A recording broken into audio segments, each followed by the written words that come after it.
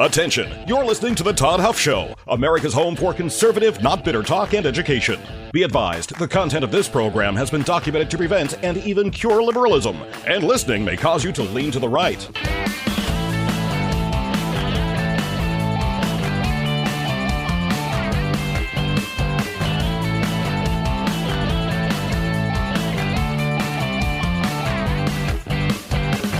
And now, coming to you from the Full Suite Wealth Studios, here is your conservative but not bitter host, Todd Huff.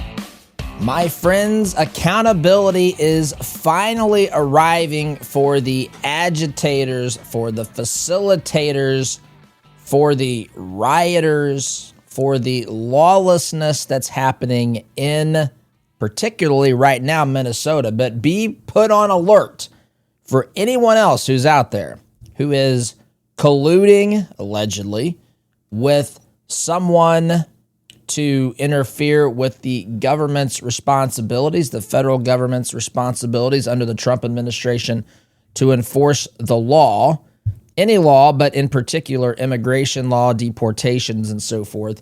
Be put on notice that you're not getting away with this. You're not. You might have seen that subpoenas are coming for Walz, Jacob Frey, Keith Ellison in Minnesota. And that is a good and necessary thing. I want to talk about this today. And I want to talk about what a narrative that's going to, if it's not already taken off and it's being run with, it is coming soon. That is the narrative that this is Trump acting like Hitler, targeting his political enemies and so forth. My friends, context is king, and I want to go through that as well. Minnesota is the proving grounds here. California, be put on notice. Gavin Newsom, Trump is already hinting at this. You may be next. And if we think what's happening in Minnesota is bad, just wait. Just wait until the People's Republic of California gets a taste of what's happening here with actual law enforcement and administration that is fixated on actually enforcing the law. It's such a breath of fresh air in a otherwise lawless society that's been pushed upon us by these radical, godless leftists, my friends. That's where we want to go today. So plenty to get to. Thank you for tuning in here, my friends. You know that one of the biggest challenges we have as conservatives is finding ways to ensure that our values align with the things that we do. That includes how we invest our money. That's why I love what the team at 4-8 Financial is doing. They specialize in biblically responsible investing. That means they screen out companies that do not align with your faith, with your values, so that you're not funding things that run contrary, that go completely against the things that you believe in. Plus, 4-8 Financial does the heavy lifting for you so that you don't have to do that work. You can focus on living your life, knowing that they are going to help align your investments with your purpose and goals. All you have to do, the only thing you have to do is head to 48financial.com/Todd. That's 48financial.com/Todd. Complete a quick and easy assessment, and then they will take it from there, give you information that shows you to what degree, how much, or even if your current investments are aligned with your values. Again, that's 48financial.com/Todd. 4-8 Financial, because your money should work, my friends, for your values. Okay. Lots to get to here today. I'll just start with this off the top.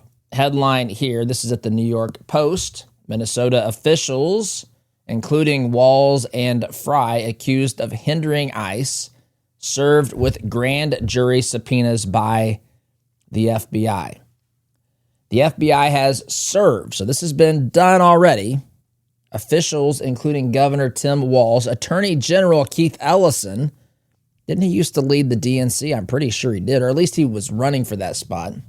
I think he was the DNC chair. Anyway, and Minneapolis Mayor Jacob Frey with grand jury subpoenas for allegedly conspiring to hinder ICE operations in the state, according to Fox News. The subpoenas are requesting records and communications from the officials, according to Fox News, as anti-ICE protests roil the Twin Cities nearly 2 weeks after Renee Good was shot by an agent after she clipped him with her SUV.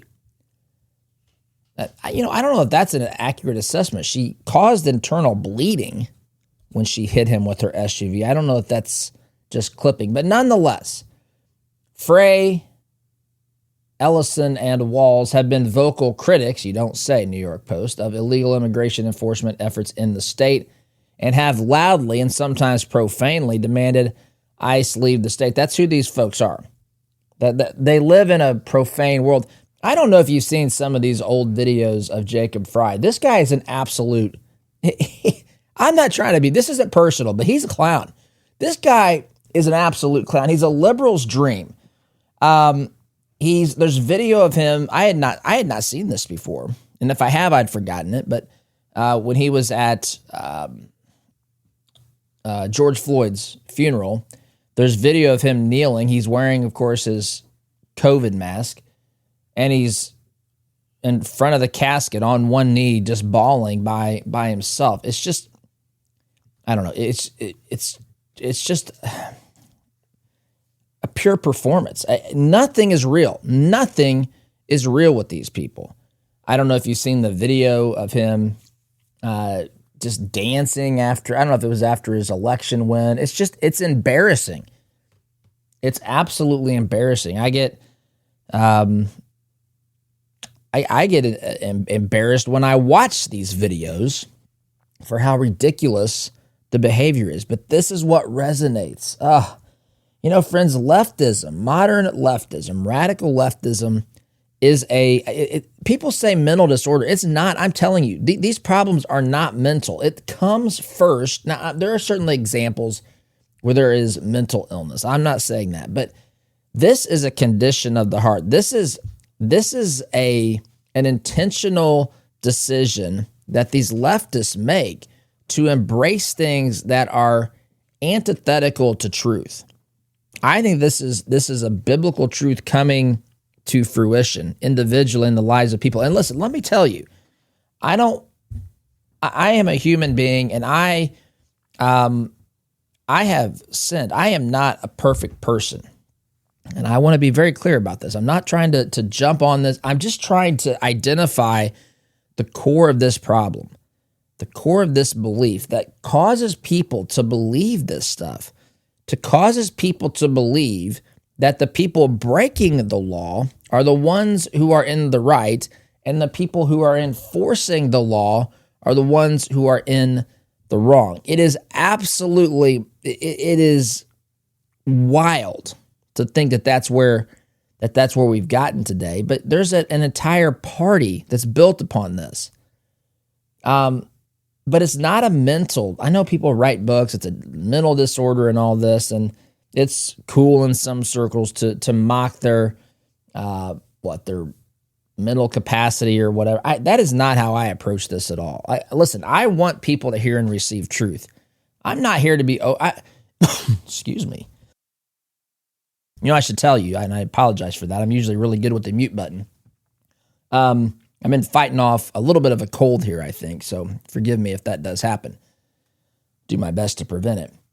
But I want to help people hear and receive truth. I want people to abandon the things that are not rooted in reality or truth or goodness. I want those things to be rejected by all people. And of course, a lot of people don't want that. That's the cold, hard truth. That's the reality that we live in, the world that we live in. People want to live according to their ideology and worldview, even if it's not true, because they don't have any desire to live and accept the truth, especially the truth that comes ultimately, and all truth comes from God, but the truth that there is a God and that he has rules, he's set the moral code, and that we're accountable to him. We have to give an account of ourselves and how we held up that moral code. And we've all failed miserably, by the way. But the truth is there still is a difference between failing on occasion, having a weakness, and then just openly embracing and selling out to believe in the lies, to reject truth so much, even basic truth, like there is a God, right? That talks, the Bible, I don't want to get this preachy today, but I mean, I feel like I have to when I'm talking about the fact that the modern left's morally bankrupt worldview is antithetical to truth and to God. It is. It is. I don't know what else to say. My job is to try to help explain the truth as it is, not to say what I wish it was and everything else, but that's what we're dealing with. And so these people who have been led by people like Jacob Frey and Tim Walz and Keith Ellison, these people are lunatic, radical people who have, they've done, listen, not only have these folks rejected truth, they've tried to think of ways to manipulate other people to rejecting truth, which is even worse, maybe, I don't know, than simply rejecting it yourself. But this is what it is. It's not some mental disorder. This is something that the Bible says, he who has eyes to see, let him see, ears to hear, let him hear, right? If you've rejected the truth at some point, if you've rejected it enough, turned off your ability or desire to hear the truth, this is what you've got in store for yourself, this sort of chaos that's being ushered in by the left. Again, it appears sometimes that it's a mental disorder because it makes no sense to those of us who have not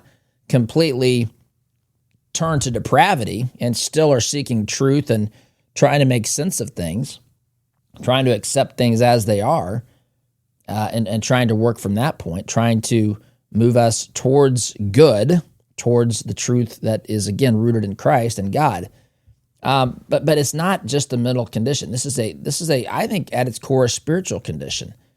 And so Walz, Frey, Ellison, they've been served subpoenas. They're going to have to testify in front of a grand jury about what they've been doing here. And I don't know exactly. Oz was asking me this before the show. Because this is what I want to get to today. There's going to be a narrative, and if it's not already taken shape, there's going to be people out there that say, this is exactly what we warned you about. This is Trump going after his political enemies and all of that. And I'll get to that in a moment. But we have to be able to articulate what's going on here and why this is being done. So they believe, and I suspect this as well, but there's apparently evidence or enough suspicion that warrants these subpoenas being handed out that say these guys are working together. They're communicating to try to prevent ICE from doing their job. And this could, I'm not making allegations here. I'm just, what might this look like? Well, this could look like any number of things. This could be communications between these individuals where they're working to prevent ICE from doing their constitutional and legal obligation to enforce immigration law here in this country and deport people. So this could be as simple as trying to organize protests and people who are obstructing.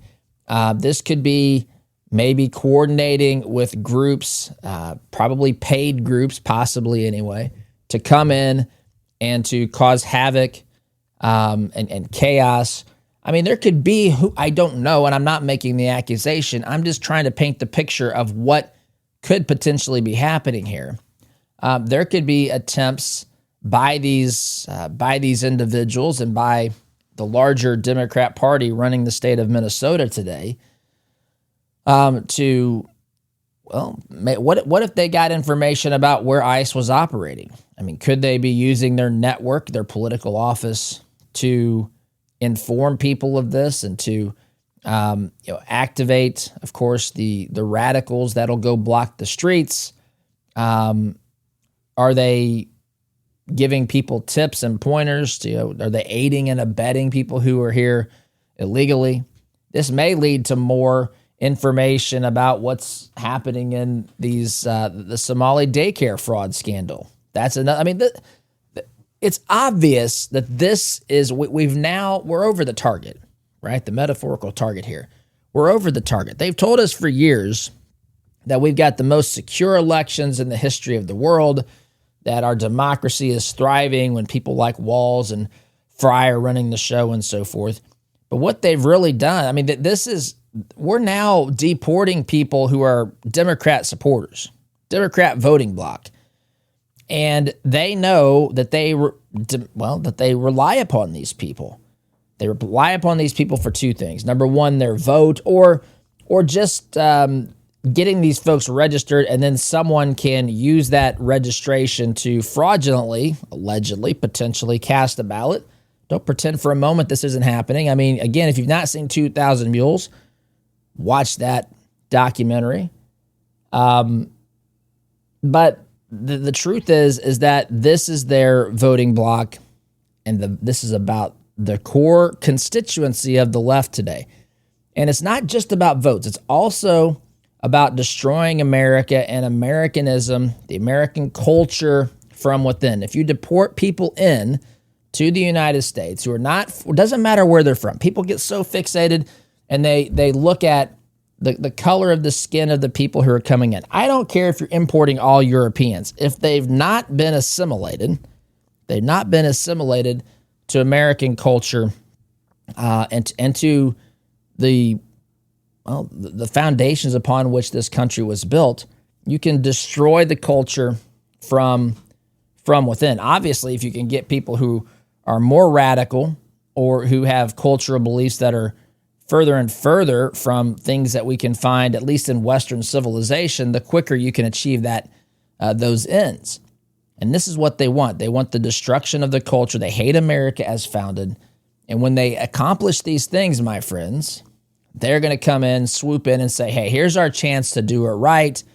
We've got the new Bill of Rights and all this sort of stuff. I've seen this stuff. I've discussed these things in school 30 years ago, my friends. These things are absolutely real. And these people who live and breathe this, who decide or believe government is effectively their God, they worship government. There's nothing that's more important to them than their government. This is how they live their lives. This is who, my friends, they are and what they want.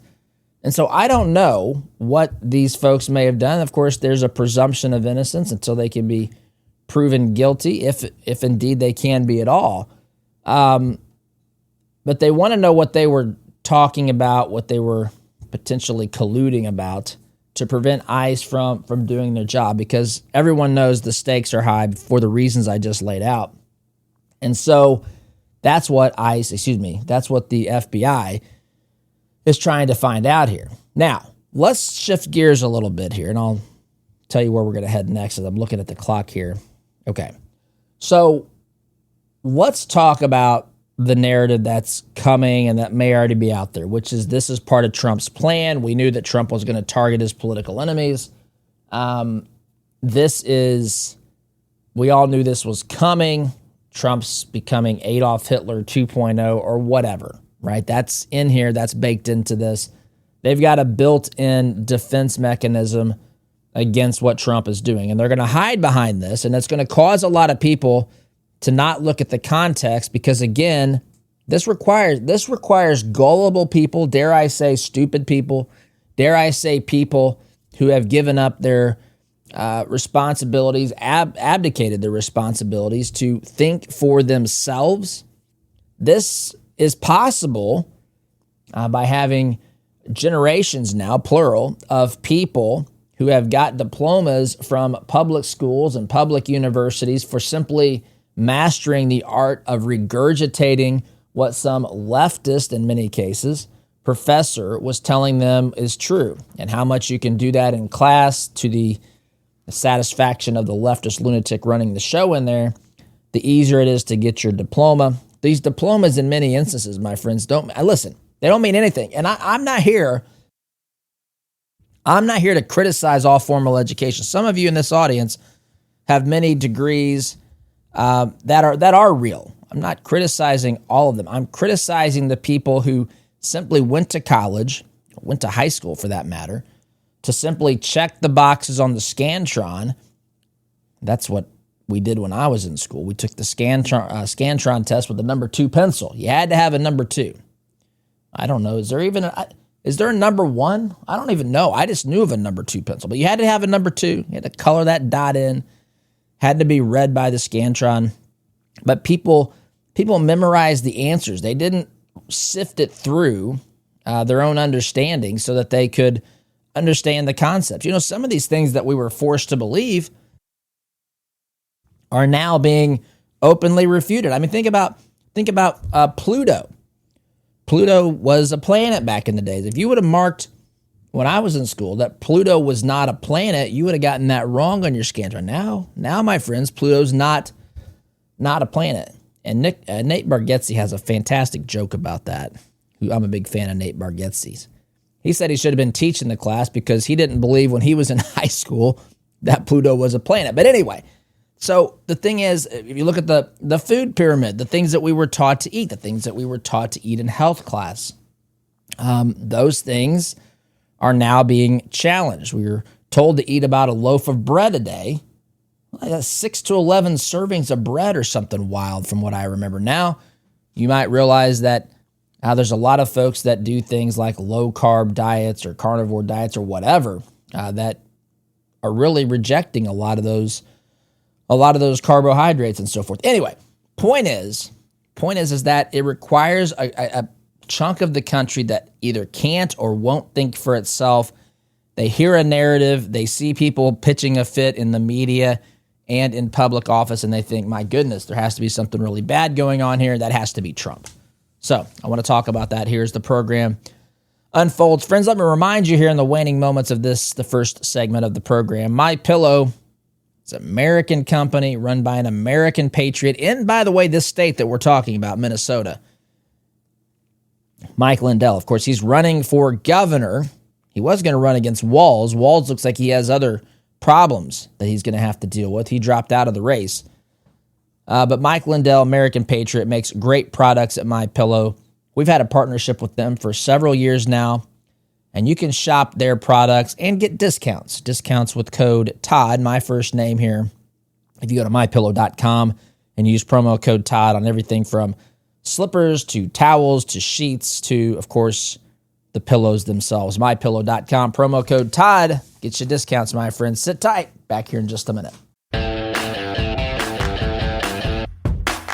Friends, I can already hear the left saying, we tried to warn you about this. Trump's going to target his political enemies. Don't fall for this. Do not fall for this. I'm going to talk about that here in this segment today, my friends. There's a lot of confusion out there about Kratom, though. You've probably heard the headlines, read the headlines, heard the reports. Most of those are based on the synthetic junk and the shady sellers that aren't providing real Kratom at all. Real Kratom is natural, it's tested, it's handled with care. That's exactly what you get from Christopher's Organic Botanicals, family-run company. They partner directly with farmers in Indonesia. Every batch is lab tested for purity, for safety. There are no chemicals, there are no fillers. They take no shortcuts. This is a trusted herbal option that's been used for generations, and it is a real alternative for people looking for something that does not come with a warning label that is a mile long, like a CVS receipt. Start with their Kratom Starter Pack, my friends. Coupon code Todd Huff gets you 10% off your first order. You can shop, learn more, do your research at Christopher'sOrganicBotanicals.com. That's Christopher'sOrganicBotanicals.com. Truth, tradition, transparency.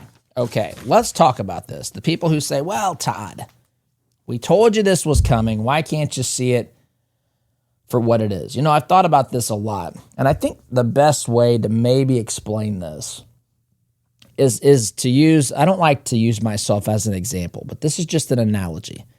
Let's say I come on this program tomorrow, and I say to you, I say to you, look, my friends, the political powers are coming after me. They are going to target me. I've got it on good. I've got a good, trustable, reliable report that says they're about to circle the wagons and come after me to take me down. And more on that in the days to come. Just bear with me. This is an analogy. This is not me really saying this. I'm really saying it, but this isn't a real situation. It's just to paint the picture. And then after I turn off the microphone and hang it up for the day, I go out and I do something that's against the law. I go out and I do something that I know is going to get a warrant for my arrest, that I know is going to stir the metaphorical pot, and they're going to come after me. They're going to circle the wagons and find me because I've broken the law. Then I go back the next day and I report to you, look, my friends, they've issued a warrant for my arrest. I tried to tell you that this was coming. I've tried to sound the warning or the warning bells and all of this. I'm just some innocent guy here. Listen, pause for a moment. Context is king. You know this. There could certainly be an example, and we've seen it, where people are targeted for reasons where the law is stretched and manipulated so that someone that they don't like can be targeted, taken down, and put out of commission. That's certainly something that can happen. It's also the case that savvy people who are superficial, people who know that there's a large chunk of Americans out there who are very superficial, who don't look beneath the surface, they know that they can set up a scenario where this is a self-fulfilling prophecy. Hear me say this again. These media astute people, now I use the word astute not to indicate that they're some geniuses. They just understand that they're dealing with a misinformed public who's easily manipulated by narratives and headlines, especially narratives that are carried by people in the media and on the radical left in particular.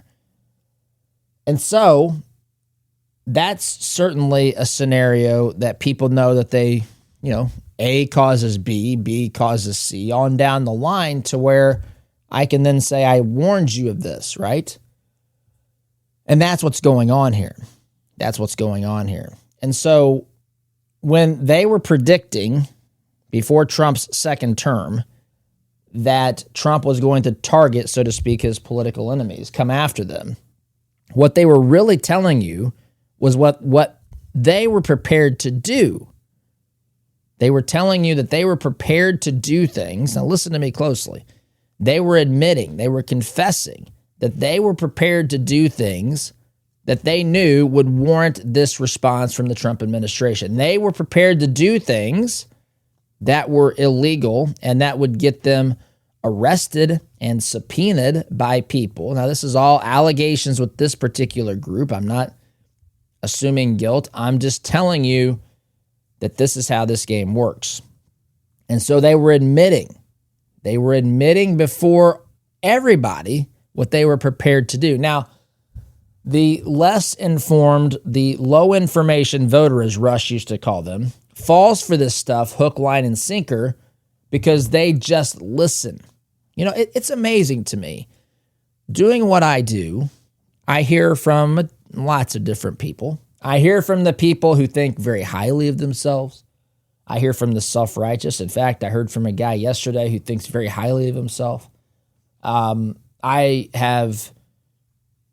also deal with people who actually know a lot, but they don't think they do. It's a remarkable thing. I don't know if you've seen the studies, but the more doubts we have about our ability, our knowledge, and so forth, typically that means the more that you know. I know it's kind of counterintuitive, but I know when for example, when we onboard people to say work here at our show or at Red, White, and Brand or whatever, one of the things I've told them in the past is that there's 4 phases. There's 4 phases. There's the first phase where you don't know what you don't know. You don't know anything, and that's not an insult. You just haven't done it. I was the same way with me. I didn't know what I didn't know, and it didn't seem that complicated because I didn't realize, oh, wow, I got to think about that. And then that's a pretty short-lived phase where it's like, oh, this is really simple. You run into a problem that you realize, I don't know how to deal with that, or I didn't think about that. Then you enter the phase that a lot of people get stuck in, where you know what you don't know.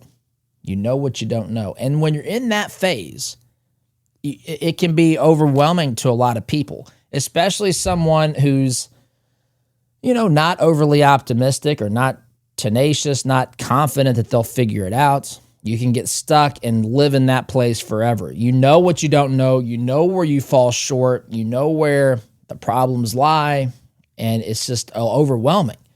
But what often happens, and if you stick with it, and you work hard and you do what you're supposed to do, this doesn't apply for the people who are playing games or who are simply trying to get a paycheck for doing as little as possible. But for the people who really try to improve and master the art of whatever they're doing, you reach a phase where you're unconsciously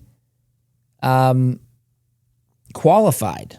So you actually don't know what you do know, right? The second phase was knowing what I don't know, but I become almost unaware of my competency because I've done it for so long. Maybe I'm still distracted by the things that I haven't mastered.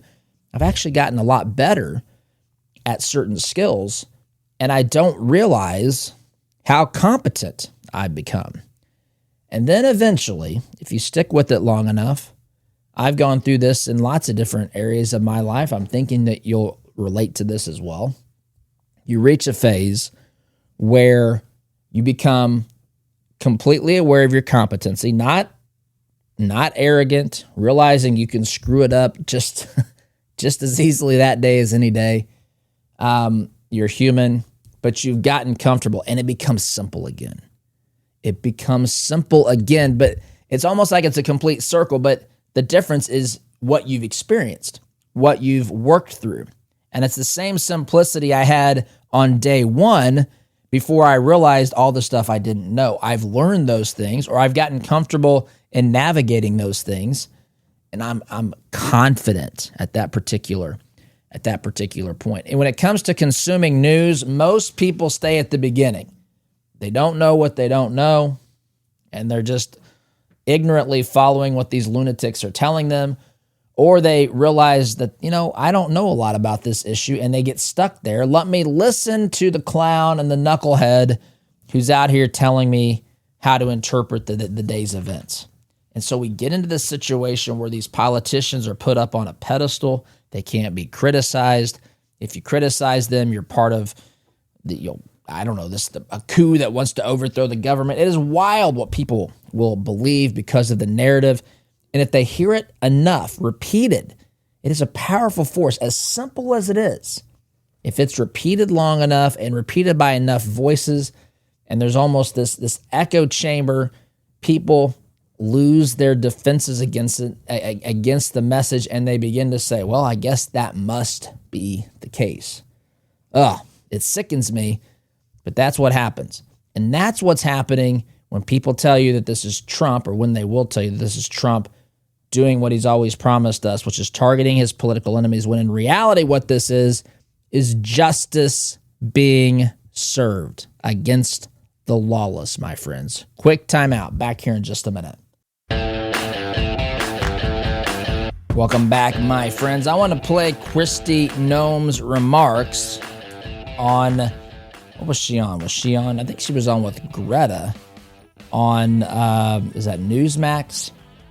Anyway, I want to play that clip here in a moment where she says arrests are imminent, coming in a few hours.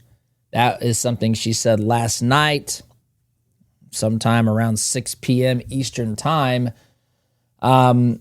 I haven't seen anything. Of course, it could have happened already.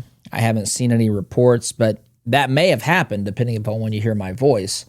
That may have already happened by the time you hear this. But she's promising this, and this is arrests in relation to the people that stormed the church in St. Paul, Minnesota, that we talked about yesterday, targeting this pastor, demanding his resignation and everything else because he is working with ICE. That's the absolute worst thing you can do in the minds of these radical leftists, and I want to talk about that in the time that we have available. And I don't have as much time as I'd hoped, but I want to mention at least that Don Lemon could get caught up in this, and don't be surprised, my friends, if Don Lemon gets arrested either. It's clear that he wasn't just there's evidence to suggest, I'll say it that way. There's evidence to at least suggest that Don Lemon wasn't just an innocent journalist who was covering a story as people trespassed and stormed this church, city's church in St. Paul, Minnesota.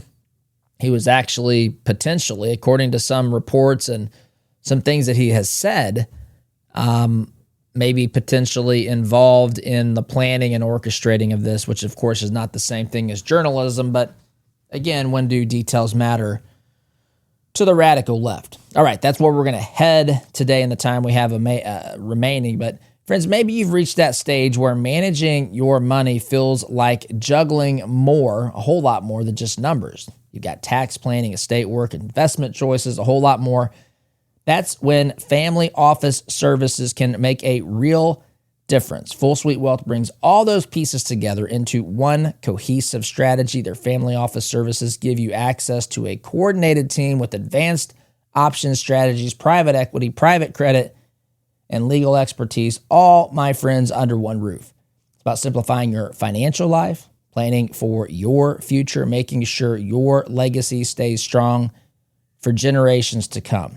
If you want that next level of support, visit fullsuitewealth.com. That's fullsuitewealth.com. Build your legacy, secure your future. Okay, let's play what Kristi Noem had to say here about these arrests that were coming.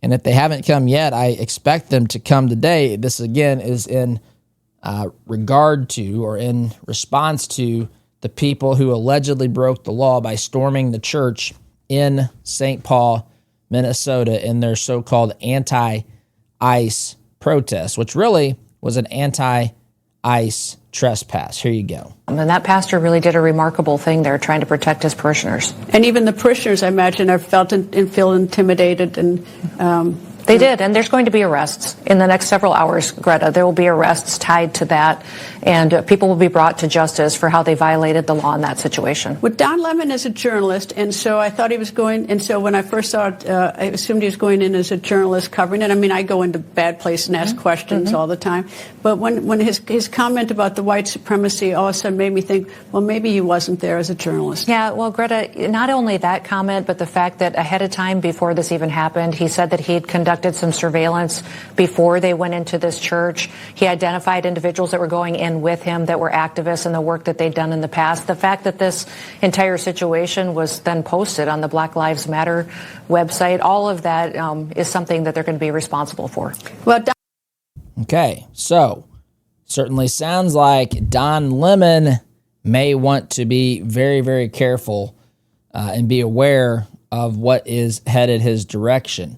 This dovetails nicely with that part of the story. I've got in the stack of stuff here. I don't know if I have time to get to it. But Don Lemon was on a podcast. Don Lemon was on a podcast recently where he was, basically saying that,